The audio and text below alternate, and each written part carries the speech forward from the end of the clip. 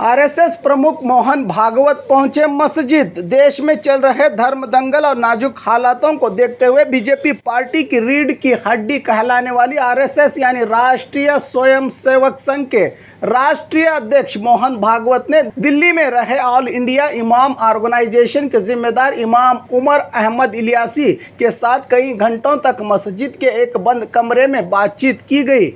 कट्टर हिंदुत्व के एजेंडे पर काम करने वाली आरएसएस अचानक मौलवियों से मुलाकात, क्या अब इन्हें अपनी सरकार पर भरोसा नहीं रहा या चुनाव के नजदीक कोई और एक सियासी खेल तो नहीं? इस मुलाकात के बाद ऑल इंडिया इमाम ऑर्गेनाइजेशन के जिम्मेदार इमाम उमर अहमद इलियासी ने आरएसएस प्रमुख मोहन भागवत के बयानों का समर्थन करते हुए जो उन्होंने कह दिया वो सही है क्योंकि वो राष्ट्रपिता हैं कहकर मोहन भागवत के गुणगान गाए इमाम उमर अहमद इलियासी ने। मुझे इस बात की खुशी है कि आज इमाम हाउस में हमारे निमंत्रण पर, ये मेरा पारिवारिक निमंत्रण था, उस पर उन्होंने स्वीकार किया।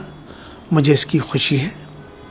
आज वो हमारे यहाँ पर आए, हमारे परिवार से मिले और मिलने के बाद और हमें आपस में एक दूसरे के साथ, अपने रिश्तों के साथ, अपने मामलात के साथ जो बातें हुई वो बहुत ही अच्छी रही, खुशगवार रही। क्योंकि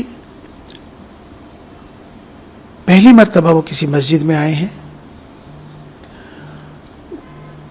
वो राष्ट्रपिता हैं इस देश के, राष्ट्र ऋषि हैं। मोहन भागवत जी के यहाँ आने से मुझे लगता है कि एक अच्छा संदेश जाएगा।